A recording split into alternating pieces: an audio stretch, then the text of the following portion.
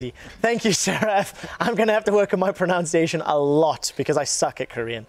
Now that we are slightly more culturally educated, let's take a look at the teams in Group B, or what was formerly known as Group B, because we're turning to your nicknames from Twitter once again.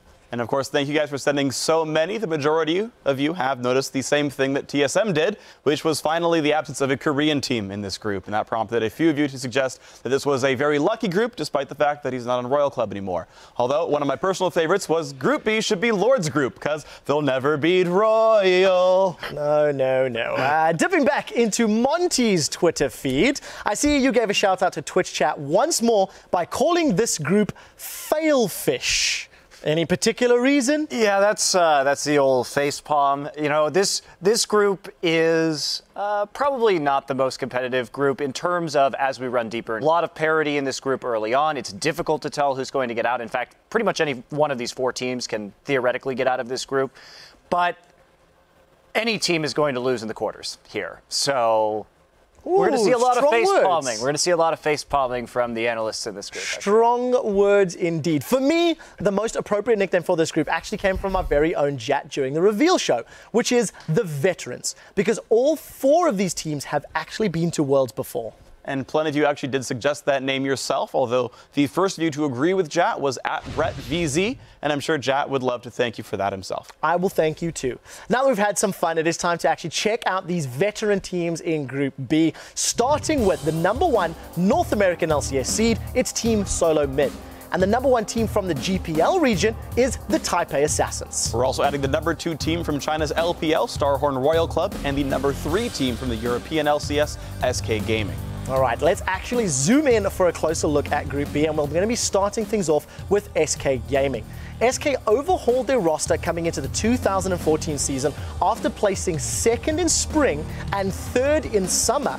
SK has gone from not making Worlds last year to being a potential dark horse in their group, depending on how well they perform. Unfortunately, that potential took a serious hit on Wednesday when Svenskeren was suspended. The suspension on Svenskeren will be for SK's first 3 World Championship games, and he has also been fined $2,500 for being racially insensitive on the Taiwanese server. This is not the first time that Svenskeren has been warned about abusive interactions with players and fans, and his last formal warning was back in July.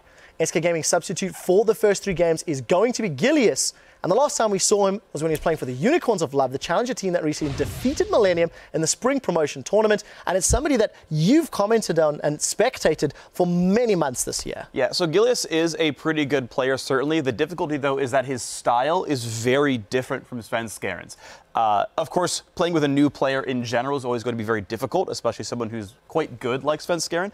The different style is likely to be a hindrance, but sometimes new players just click, and there's that weird chance that works out well for SK suddenly.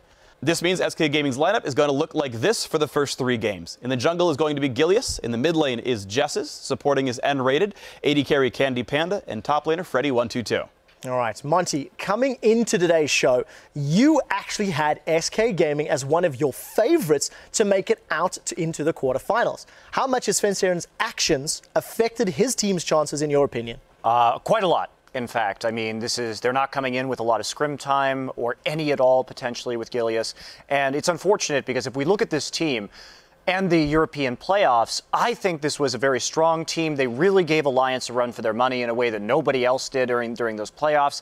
And for me, they were really the second best team coming out of Europe, even though they couldn't take the 2nd seed due to being paired with Alliance in the semifinals. So I think they're quite good. I was excited to watch them. Now I think they are probably going to take last. Yeah, I felt the same. Krepo, can I just get you to comment on SK losing Svenskeren? These are players that you've known for a long period of time. How much does it mess with your gel to lose that man? I mean, we have had to switch players throughout this season, and it's definitely really hard to just get that vibe, get the same people on the same page immediately, and then in such a big event for Gilius, who started in Challenger scene, made it into LCS, hasn't played it, and immediately has to go to Worlds. That's going to be a tough blow. However, whenever I tuned into the Challenger scene, I always liked what he was doing. He was an active player, had a good sense of understanding of the game, and he had good mechanics. So I hope he performs. Well, we'll see if it does. Definitely for SK's chances.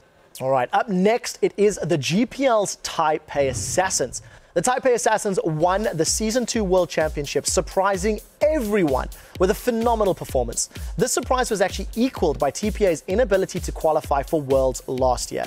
Over the last 2 years, TPA has struggled to find a consistently strong roster, but they do seem to have found a recipe for success in their current 6-man squad. They blasted through the winter, spring, and summer splits of the GPL, earning the #1 seed from their region. And we actually saw this team play at the Paris All-Star Invitational back in May. But when they played there, Wins had just joined the roster as their junglers a couple of weeks ago. So these teams, or this team specifically, has gotten a lot better since then. And it's something we're going to actually watch how well Wins actually synergizes with that roster. Let's check out the starting lineup. In the top lane is Achi. In the mid lane is Morning, or maybe Chawi if they sub him out. Supporting is Jay. AD carry is BB, and jungle is Wins. Yeah, and just to expand on that mid lane point, both Chawi and Morning have played in their regular season, so it is a strategy this team may employ.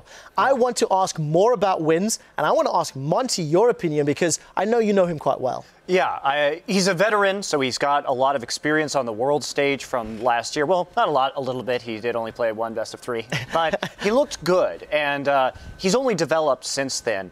And he always occupies a space kind of in the middle of the challenger ladder in Korea. He's known for his Lee Sin play. And moreover, he's now getting coached. Another thing that we really need to talk about is that one of the former coaches from the Najin organization in Korea has moved over to the Taipei Assassins. And we've seen them improve dramatically under his tutelage. And man, they look good in the GPL finals. Clean sweep. Yeah, they definitely are looking good. I keep talking about AD carries, and every time I do, it's DoubleLift I throw them to.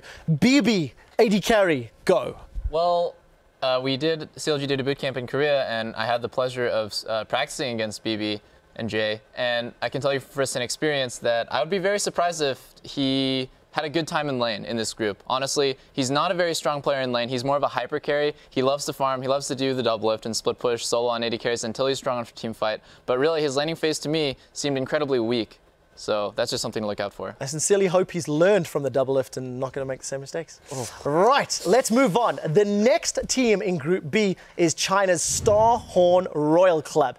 Many of you will remember Royal Club as a team who made it to the final match in Worlds last year before being beaten by SK Telecom T1K. This, however, is almost an entirely different team. It really is. The new players are going to include 2 Korean former stars, including jungler Insec.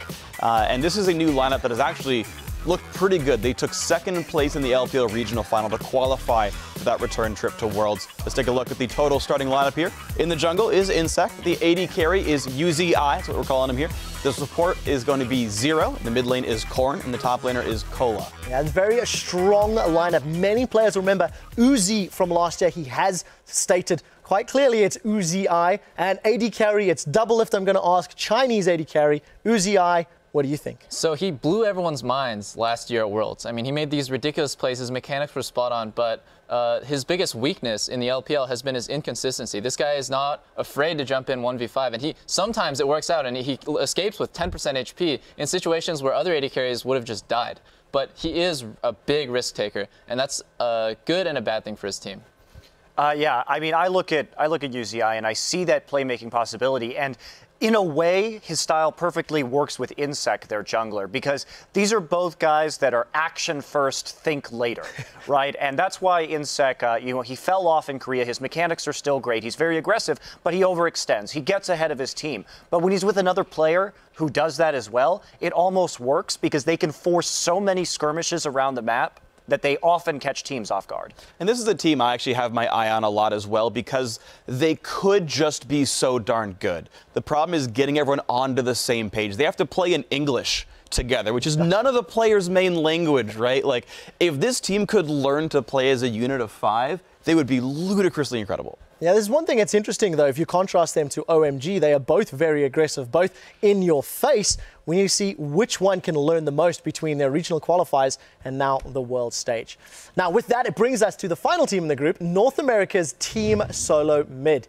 TSM had a dramatic finish to the summer playoffs, beating their rivals Cloud9 for the first time ever to take the #1 North American seed back. And they are certainly no strangers to the world stage. This marks their 4th appearance at the World Championship, and this time, more than ever, TSM actually has the ability to do well. Yeah, I think this is the best roster TSM have actually ever put together now. The individual skill level is really high on this group of 5. So they kind of brought in new players at the beginning of the year. They've expanded that support staff as well with Coach Loco Doko. And for the first time in a year and a half, they're, as you said, back to being the #1 team in North America. So this is a roster that could go far here. Let's check out the starting roster, though. On the jungle is amazing. In the top lane is Dyrus. In the mid lane is Bjergsen. At AD carry is Wild Turtle. And supporting is Lustboy. Yeah, now both Krepo, you and DoubleLift have played against this team all season long. Krepo, I want to ask your opinion in the support role on Lustboy. He seems to have transformed that duo lane with Wild Turtle. I just think Lustboy is a really solid player. I think his laning is not his strong point, but he's solid enough to go toe-to-toe with a lot of other people. But I just like what he brings in terms of vision control. He's very calm. He rarely gets caught out and just is a very methodical player. When you watch TSM play and when they rotate around the map, Lustboy will often be leading the charge. I don't know if he's calling them, but he definitely knows first where to go, and he just does that immediately. No hesitation, and just a super solid player. Yeah, it definitely seems to be performing well. DoubleLift, anything to add on the rest of the squad? Maybe looking at Bjergsen as really their all-star player at the moment. Yeah, I think when a point of contention when you're watching a game is something to talk about is when somebody goes even against Bjergsen. That's something that's interesting about the game. That is a big problem because Bjergsen is just a monster. He's unrivaled in North America. This guy almost always solo kills his lane, if not just consistently pressures them. And the thing to note about Bjergsen is he will break the opponent mid laner. There will be times early in the series, or maybe the first game he's up against someone, he goes even. Then as it goes further and further across the tournament, he just essentially destroys them, picks them apart.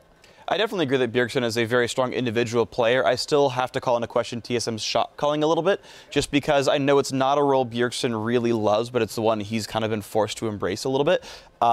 So his 1v1s are still very strong, but TSM, I think, are going to have a really hard time keeping up strategically with some of the teams in this tournament. Well, we'll have to see. They learned a lot at the North American playoffs. We are actually going to turn things over to the mind of MonteCristo once again, as he highlights 4 players in the laning phase. Thanks again, QuickShot. When you look at the lineup of talent on these 4 teams, it should really come as no surprise that the matches in this group, just like in Group A, will rely on the AD carries. So let's take a quick look at the 4 ADCs in Group B. For SK Gaming, we'll start off with Candy Panda. He is one of the most experienced ADCs in Europe, and he also brings experience with him from his World Championship appearance in Season 1. Team Solo Mid's Wild Turtle is next.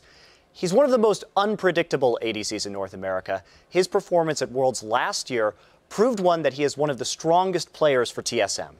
For Starhorn Royal Club, Zhuziai, he's back again. He's one of the best ADCs in China. He's one of the top in the world, and he rivals Name, but more as a playmaking ADC.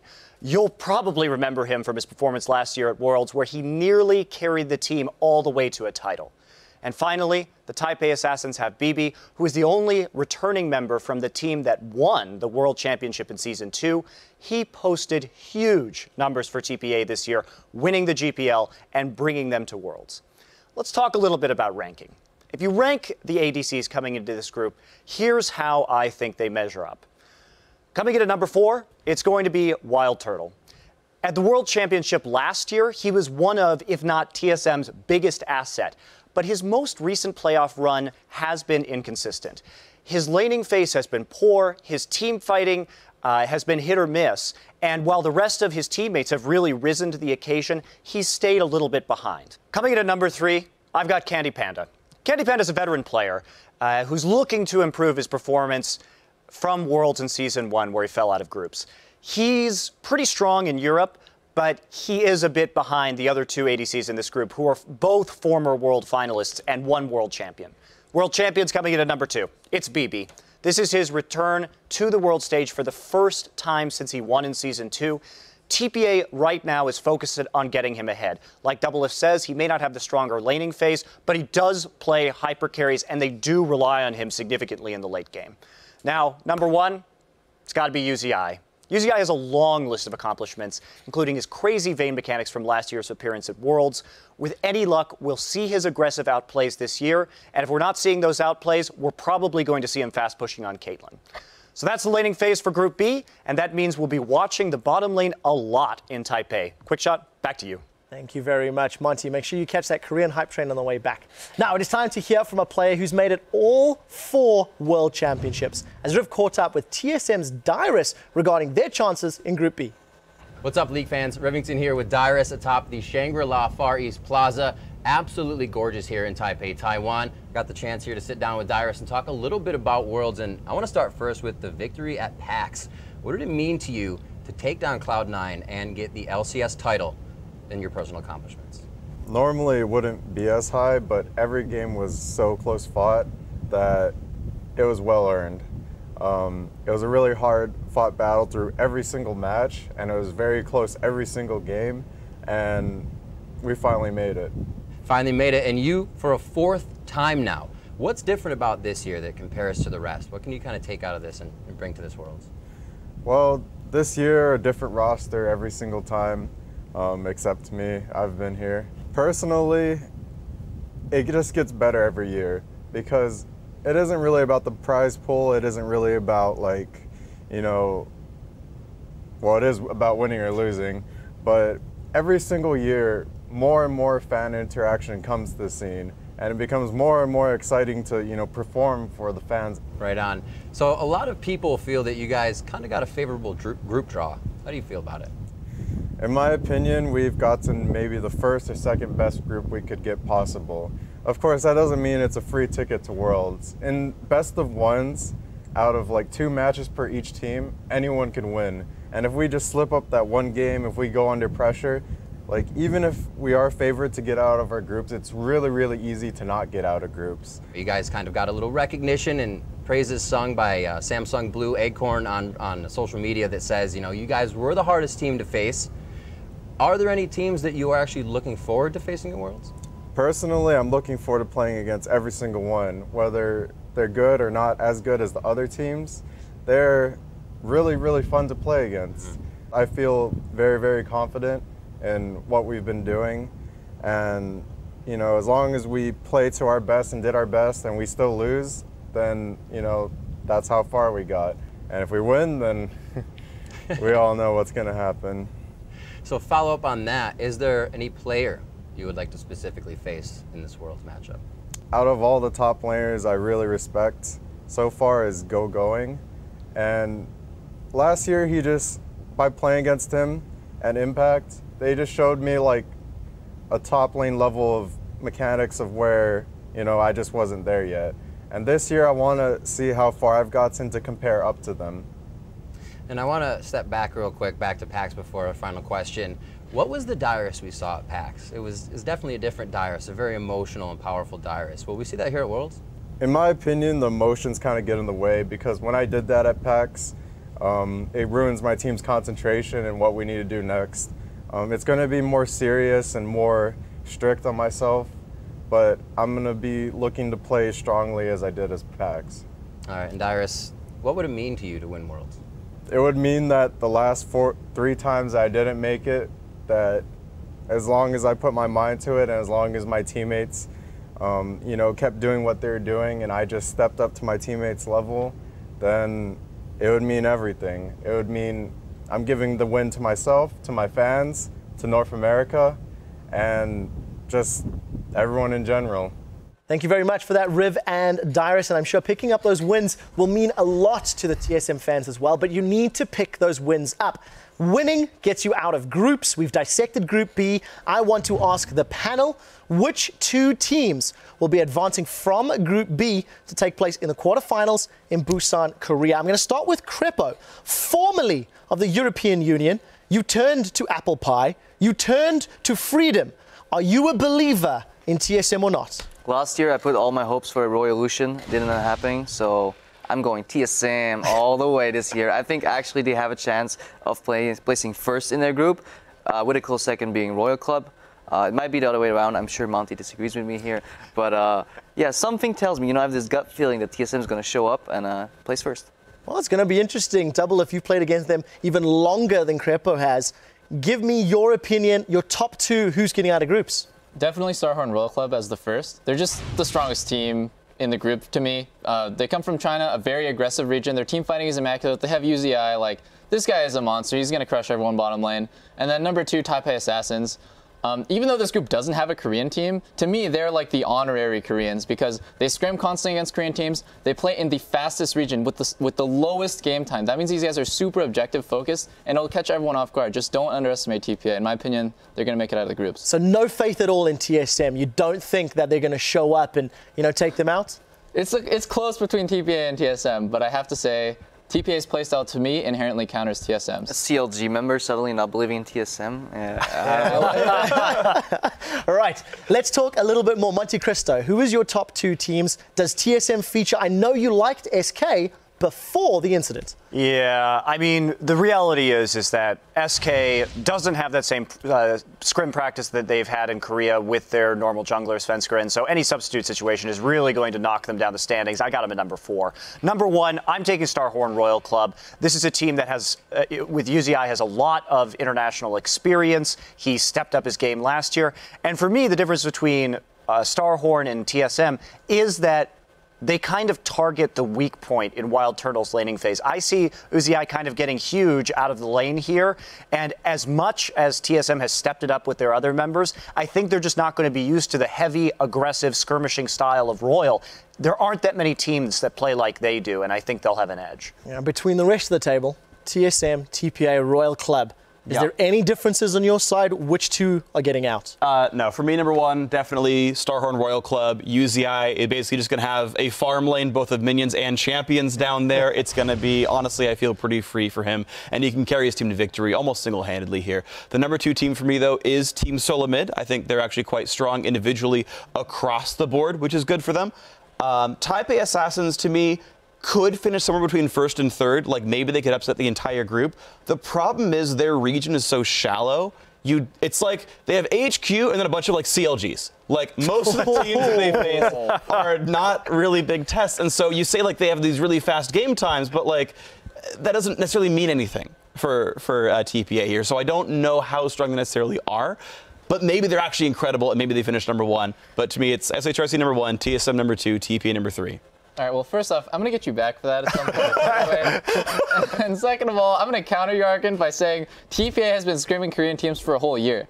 North American teams can only dream of going to Korea and kind of boot camping for a couple weeks, but these guys practice against Koreans all year. Yeah, but we saw how well Korean scrims turned out, right? Yeah, definitely worked out. Well, we need to. We can't expect anything from the other Korean boot camps, can we, right before Worlds? Let's move this one along. And even though we have the president of Puntown with us, we're going to turn to you for a bit of wacky wordplay. It's time once more for the 2014 World Championship preview show, Mad Libs. By now, you know the drill. This is where we take your submissions on Twitter, drop them into a sentence that none of you guys have seen, and hopefully we end up with something funny. That's how I do puns.